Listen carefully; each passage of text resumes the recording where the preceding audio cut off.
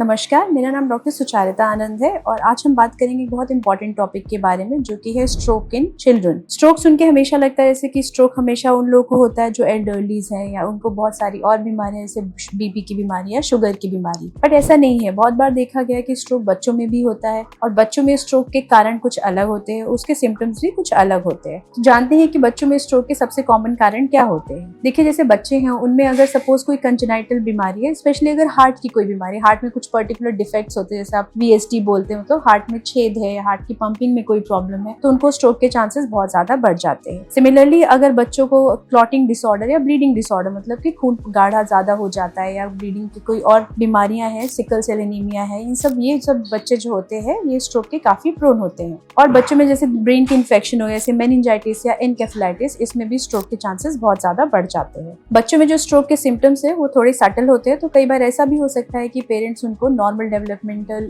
या normal part of the growth समझ के छोड़ दे। तो सपोज अगर कोई बच्चा है जिसको फेस में एक साइड वीकनेस आ गया है, चलने में थोड़ा प्रॉब्लम हो रहा है, वो चल नहीं पा रहा है या चलते चलते बैलेंस नहीं बना पा रहा, कई बार बच्चा चलते चलते किसी चीज में लड़खड़ा के बार बार टकराया जा रहा है, इसका मतलब उसके विजन में कुछ प्रॉब्लम है, या बच्चे को अचानक से शीजर आ जाना, या बच्चे का जो सेंसोरियम है वो पहले से कम हो जाना, उसमें अगर आपको ऐसा लगता है कि ये कुछ भी फीचर्स आ रहे हैं तो इमीडिएटली जाके डॉक्टर को दिखाना चाहिए। एक MRI या CT स्कैन करके हम लोग पता करते हैं कि बच्चे को ब्लीडिंग हुआ है ब्रेन में या कहाँ का स्ट्रोक हुआ है और उस हिसाब से ट्रीटमेंट डिसाइड करते हैं। देखिए, जैसे हमने पहले भी डिस्कस किया है कि स्ट्रोक में टाइम बहुत इंपॉर्टेंट होता है। जितना जल्दी हम स्ट्रोक को डिटेक्ट करें उतने ज्यादा न्यूरॉन्स को हम बचा सकते हैं। तो एवरी मिनट काउंट्स इन स्ट्रोक। और सपोज किसी को भी ये फीचर्स आते हैं तो इमीडिएटली डॉक्टर के पास ले जाना चाहिए। अगर बच्चे विद इन विंडो पीरियड, अगर सपोज ऐसा स्ट्रोक है जो इस्कीमिया मतलब ब्लड में ब्लॉकेज की वजह से हुआ है, तो हम उसको विद इन 3.5 आवर्स में एक इंजेक्शन देके खोल सकते हैं, जिसको हम लोग थ्रोम्बोलिसिस बोलते हैं। तो अगर आप जितने जल्दी जाएंगे हॉस्पिटल उतने जल्दी बच्चे के जो जितने दिमाग के जो हिस्से हैं स्ट्रोक की वजह से जो डैमेज हो रहे हैं उसको प्रिवेंट किया जा सकता है। जब भी आपको ऐसे स्ट्रोक के सटल साइंस या कोई भी साइन लगते हैं, आपको शक है कि स्ट्रोक के सिम्टम्स आ रहे हैं, तो जरूर जाके अपने डॉक्टर को कंसल्ट करें।